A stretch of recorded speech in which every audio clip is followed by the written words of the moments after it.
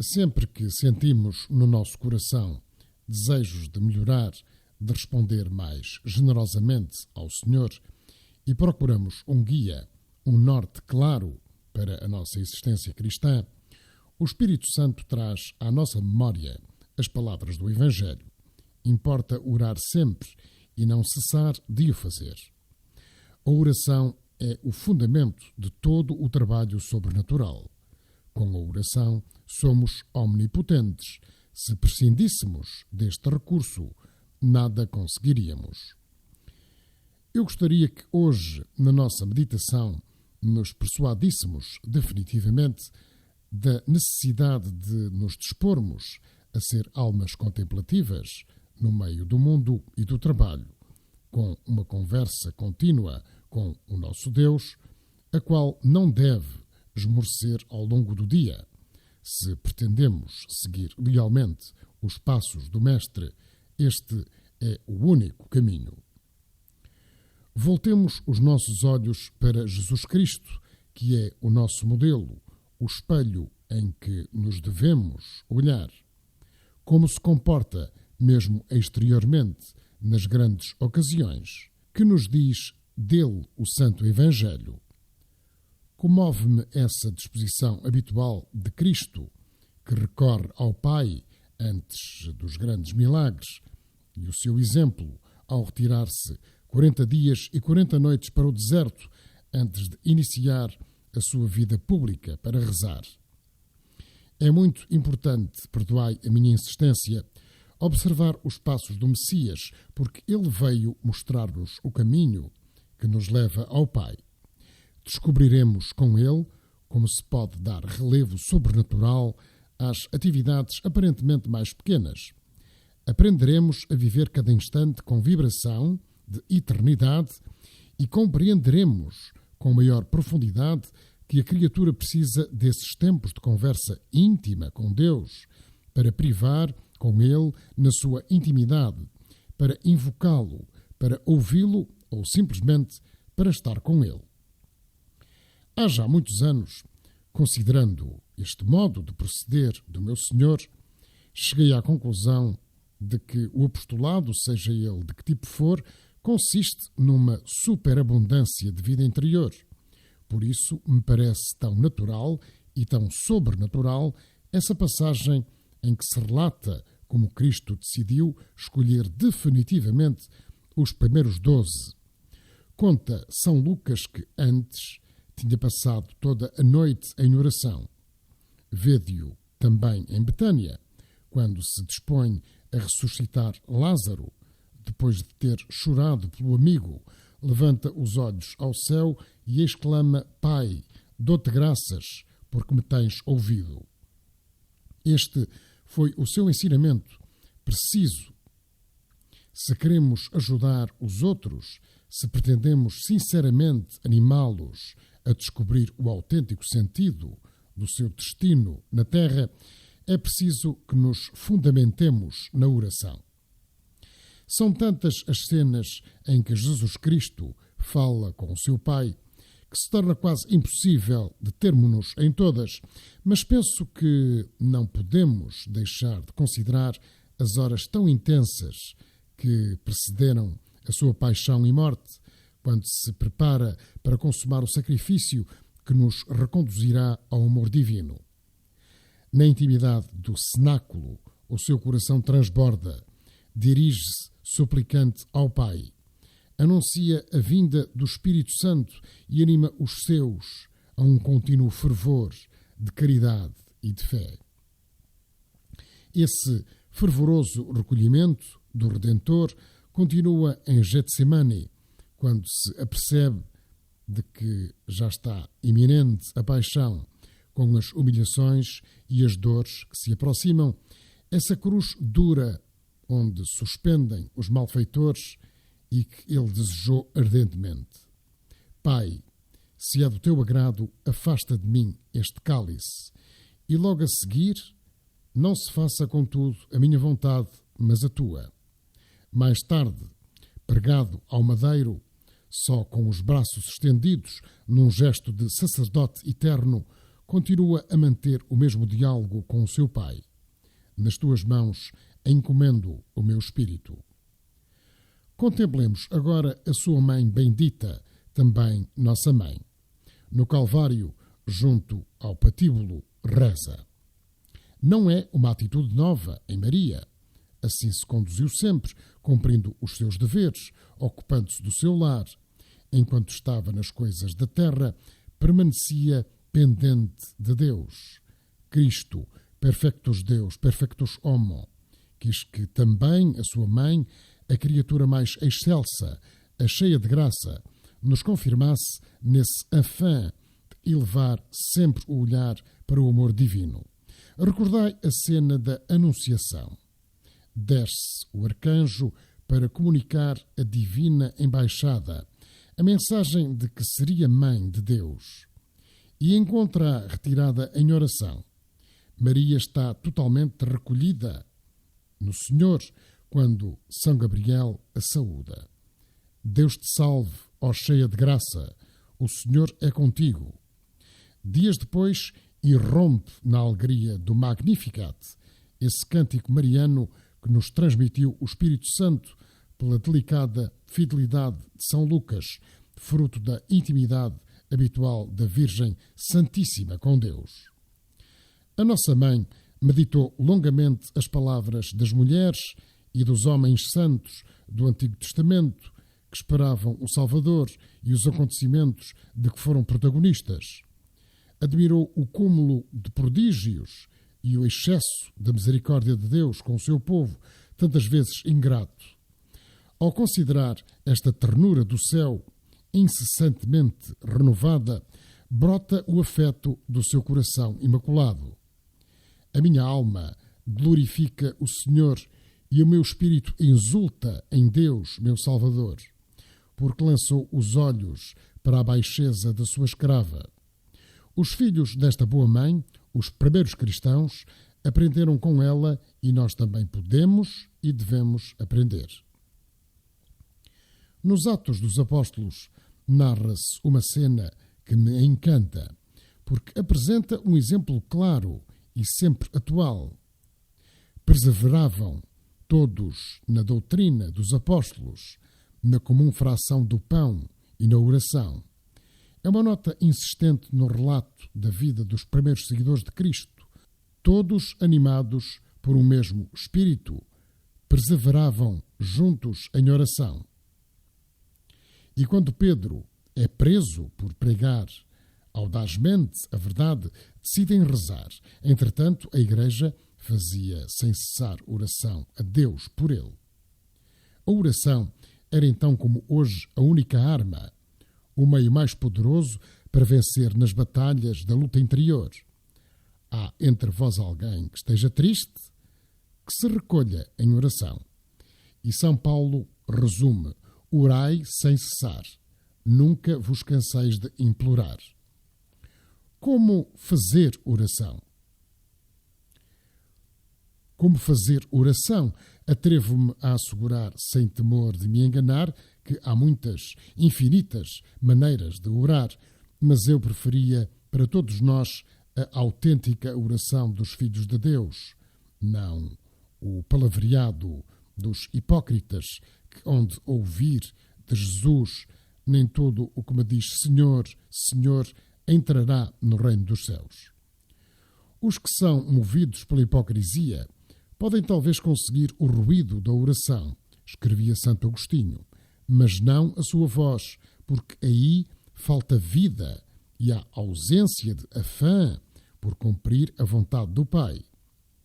Que o nosso clamor, Senhor, vá unido ao desejo eficaz de converter em realidade essas moções interiores que o Espírito Santo desperta na nossa alma. Temos de nos esforçar para que, da nossa parte, não fique nem sombra de hipocrisia.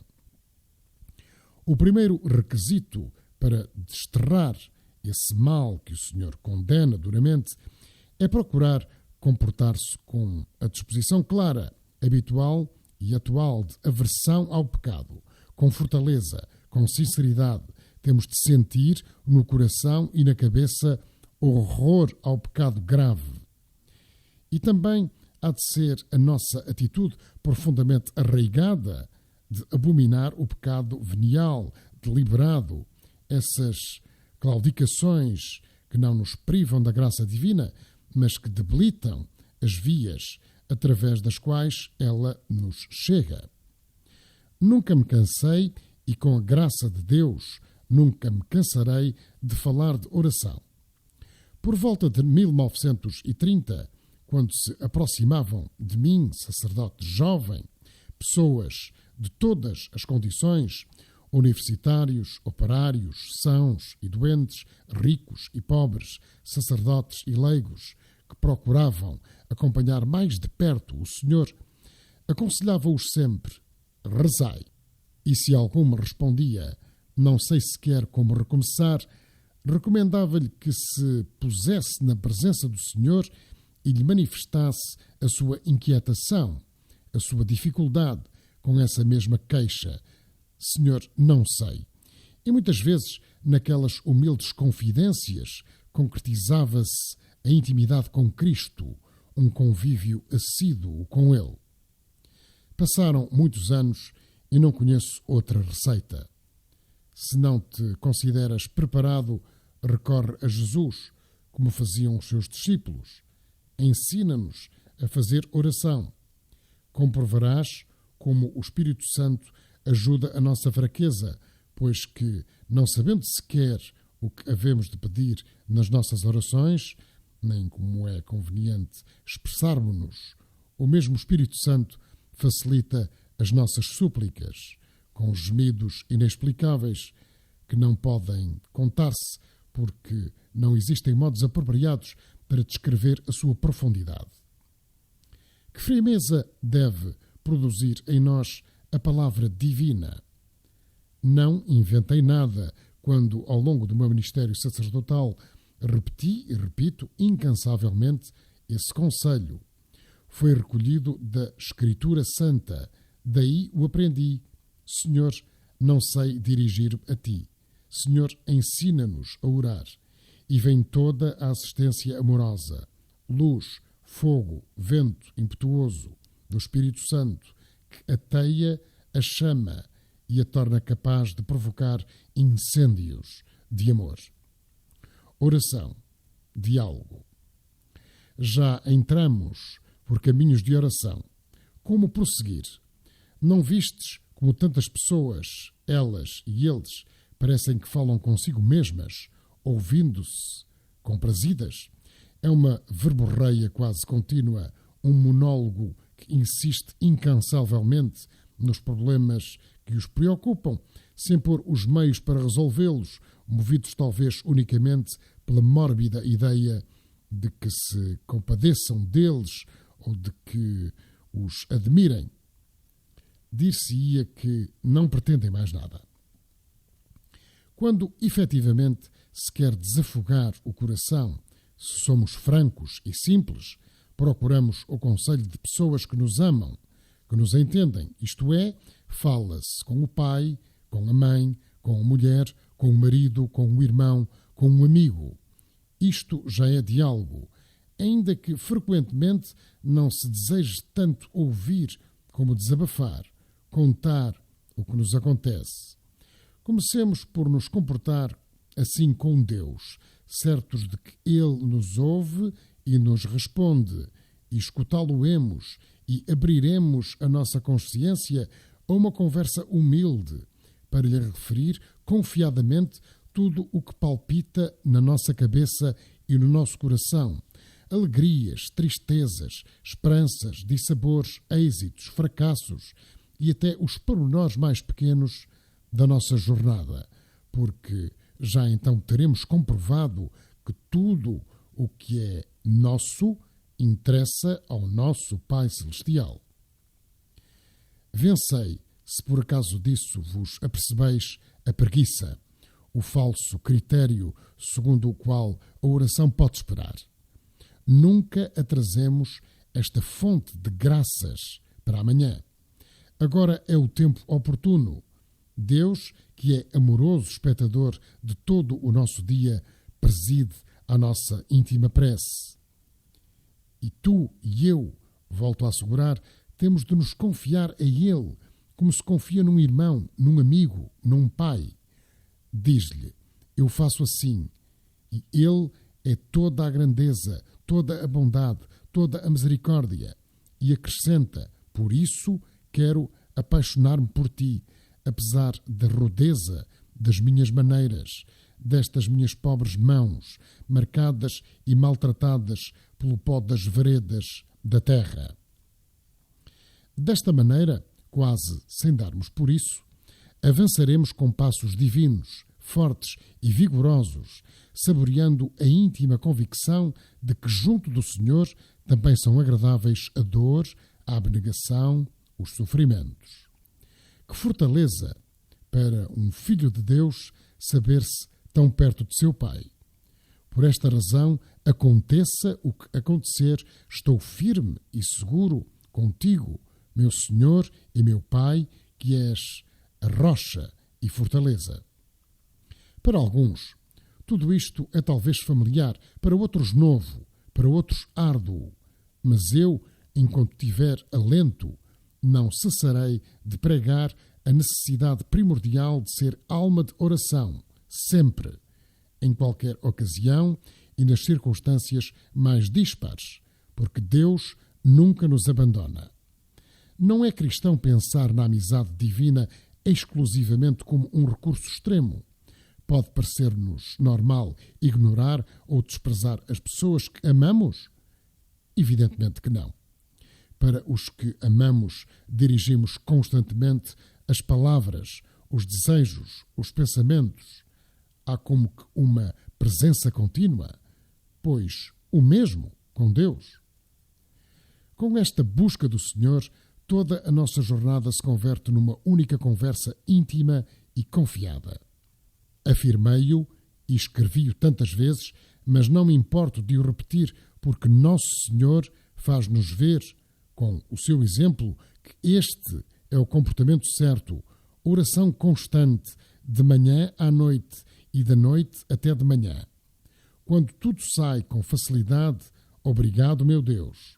Quando chega um momento difícil, Senhor, não me abandones. E esse Deus manso e humilde de coração não esquecerá os nossos rogos, nem permanecerá indiferente, porque Ele afirmou, pedi e dar-se-vos-á, buscai e encontrareis, batei e abrir-se-vos-á. Procuremos, portanto, nunca perder o ponto de mira sobrenatural, vendo Deus por detrás de cada acontecimento, seja ele agradável ou desagradável, quer nos cause satisfação ou desconsolo pela morte de um ser querido. Antes de mais, a conversa com o nosso Pai Deus, procurando o Senhor no centro da nossa alma, não é coisa que possa considerar-se como uma miudeza de pouca monta. É uma manifestação clara de vida interior, constante, de um autêntico diálogo de amor. Será uma prática que não nos produzirá nenhuma deformação psicológica, porque para um cristão deve ser tão natural como o bater do coração. Orações vocais e oração mental. Neste entretecido, neste atuar da fé cristã, engastam-se como joias as orações vocais. São fórmulas divinas. Pai Nosso, Ave Maria, glória ao Pai e ao Filho e ao Espírito Santo. Há essa coroa de louvores a Deus e à nossa Mãe, que é o Santo Rosário, e tantas outras aclamações cheias de piedade que os nossos irmãos cristãos recitaram desde o princípio. Santo Agostinho, comentando um versículo do Salmo 85, Senhor, tem piedade de mim porque por ti clamei todo o dia, e não apenas um dia, escreve. Por todo o dia quer significar todo o tempo sem cessar. Um só homem alcança até ao fim do mundo. pois são os idênticos membros de Cristo que clamam. Alguns já descansam nele, outros invocam-no atualmente e outros implorarão quando nós já tivermos morrido, e depois destes, outros mais continuarão a suplicar. Não vos emociona a possibilidade de participar nesta homenagem ao Criador que se perpetua pelos séculos? Que grande é o homem quando se reconhece criatura predileta de Deus e recorre a Ele todo dia, em cada instante da sua peregrinação terrena. Que não faltem no nosso dia alguns momentos dedicados especialmente a travar intimidade com Deus e levando até Ele o nosso pensamento, sem que as palavras tenham necessidade de vir aos lábios, porque cantam no coração.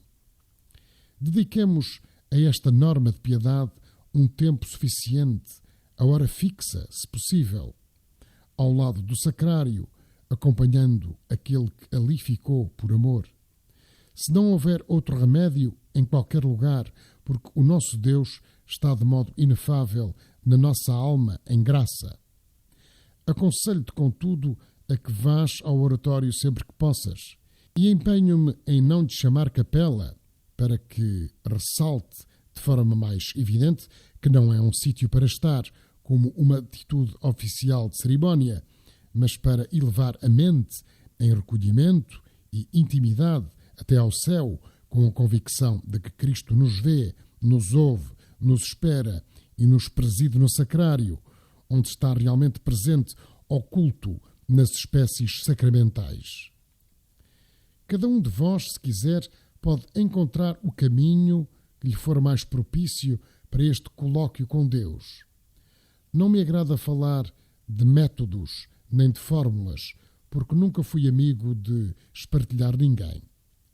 Tenho procurado animar todas as pessoas a aproximarem-se do Senhor, respeitando cada alma tal como ela é, com as suas próprias características. Pedi-lhe vós que meta os seus desígnios na nossa vida, e não apenas na nossa cabeça, mas no íntimo do nosso coração e em toda a nossa atividade externa. Garanto-vos que deste modo evitareis grande parte dos desgostos e das penas do egoísmo e sentir-vos-eis com força para propagar o bem à vossa volta.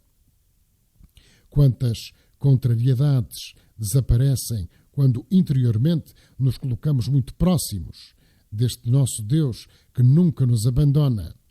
Renova-se com diversos matizes esse amor de Jesus pelos seus, pelos doentes, pelos entrevados, quando pergunta: que se passa contigo, comigo? E logo a seguir, luz ou pelo menos aceitação e paz.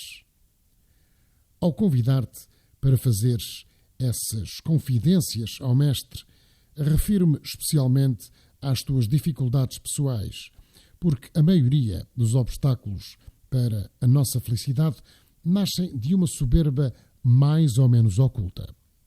Pensamos que temos um valor excepcional, qualidades extraordinárias, mas quando os outros não são da mesma opinião, sentimos-nos humilhados.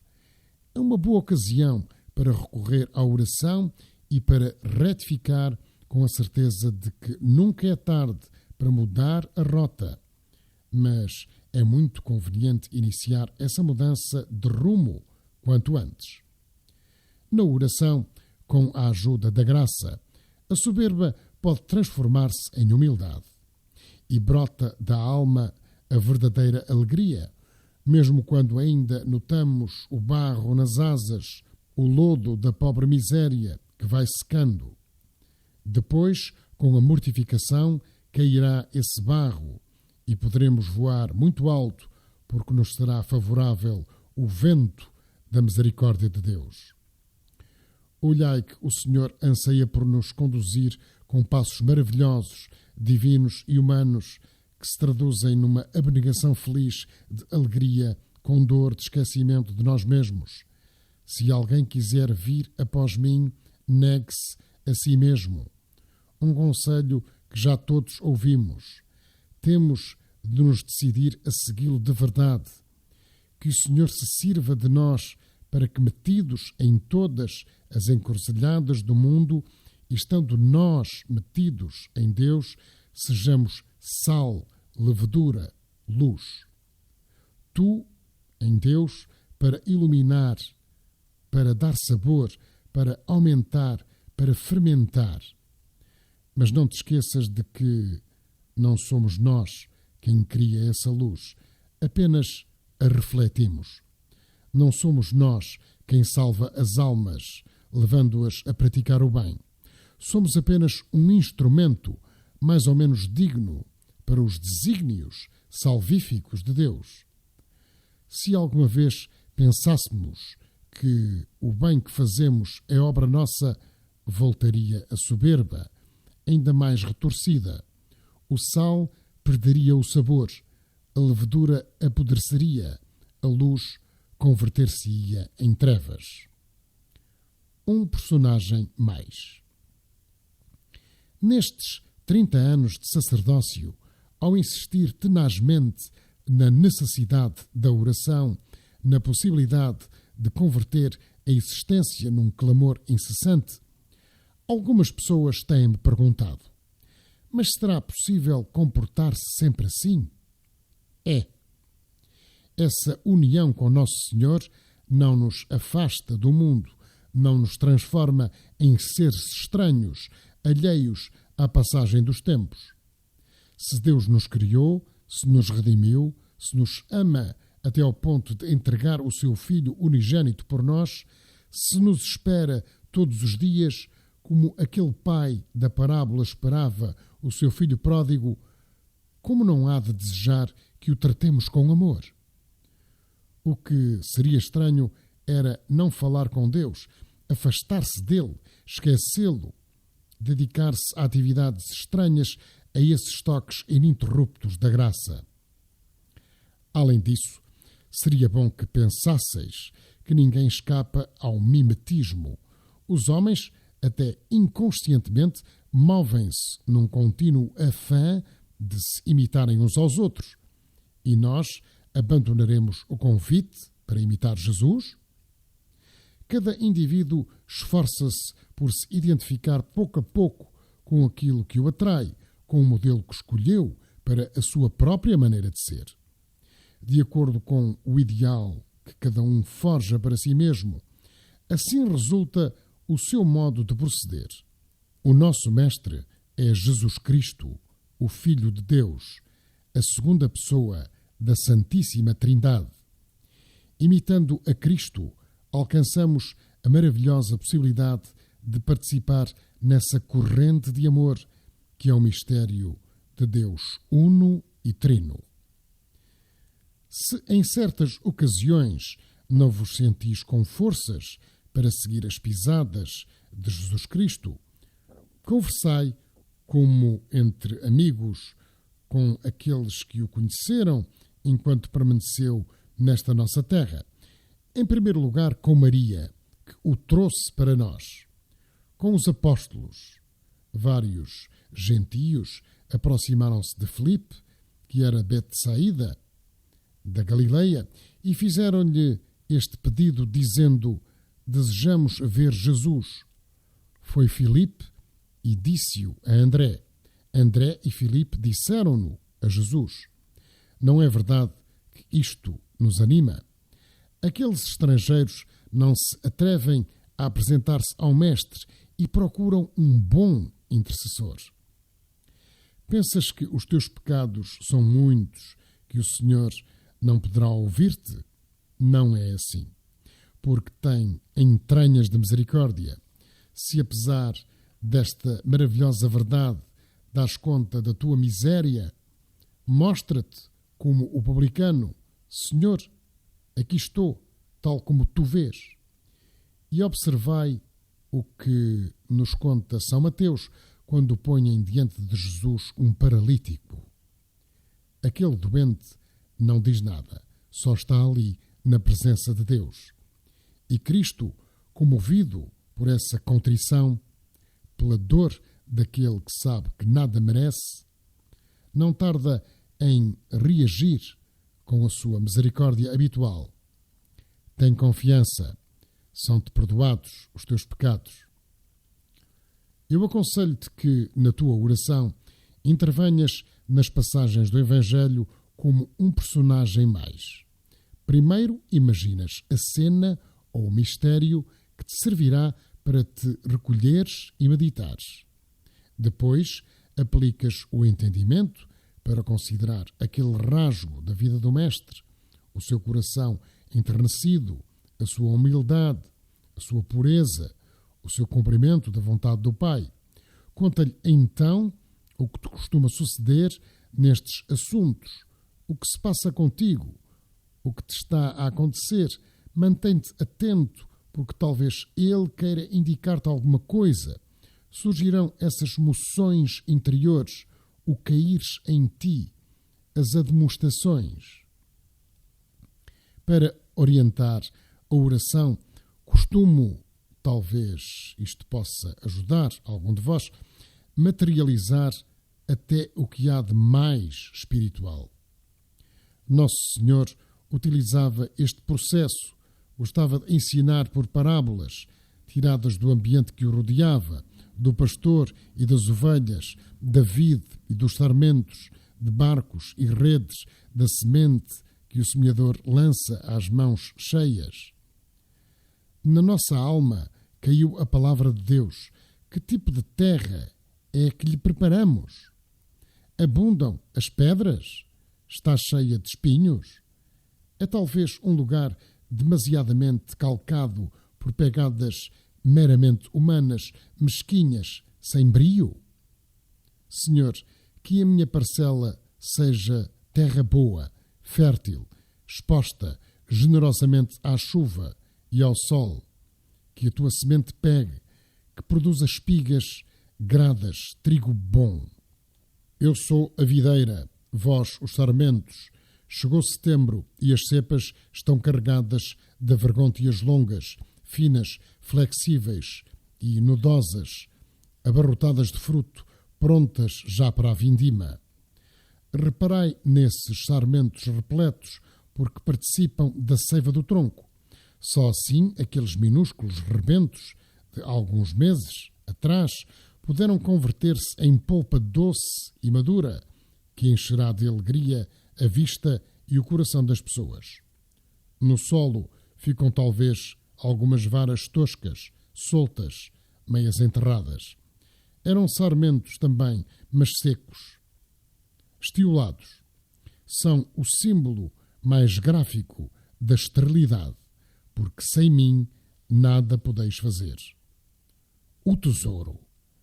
Imaginai a alegria imensa do afortunado que o encontra. Acabaram os apertos, as angústias. Vende tudo o que possui e compra aquele campo. Todo o seu coração pulsa aí, onde esconde a sua riqueza. O nosso tesouro é Cristo. Não nos deve importar o facto de deitarmos pela borda fora tudo o que for estorvo para o poder seguir, e a barca, sem esse lastro inútil, navegará diretamente para o porto seguro do amor de Deus. Há 1000 maneiras de rezar, digo-vos de novo. Os filhos de Deus não precisam de um método quadriculado e artificial para se dirigirem ao seu Pai. O amor é inventivo, industrioso. Se amamos, saberemos descobrir caminhos pessoais, íntimos, que nos levam a este diálogo contínuo com o Senhor. Queira Deus que tudo o que acabamos de contemplar hoje não passe pela nossa alma como uma tormenta de verão, 4 gotas, sol e de novo a seca. Esta água de Deus tem de remansar-se, chegar às raízes e dar fruto de virtudes. Assim irão passando os nossos anos, dias de trabalho e de oração na presença do Pai. Se fraquejarmos, recorreremos ao amor de Santa Maria. mestra de oração, e a São José, Pai e Senhor nosso, a quem tanto veneramos, que é quem mais intimamente privou neste mundo com a Mãe de Deus, e depois de Santa Maria, com o seu Filho Divino. E eles apresentarão a nossa debilidade a Jesus, para que Ele a converta em fortaleza.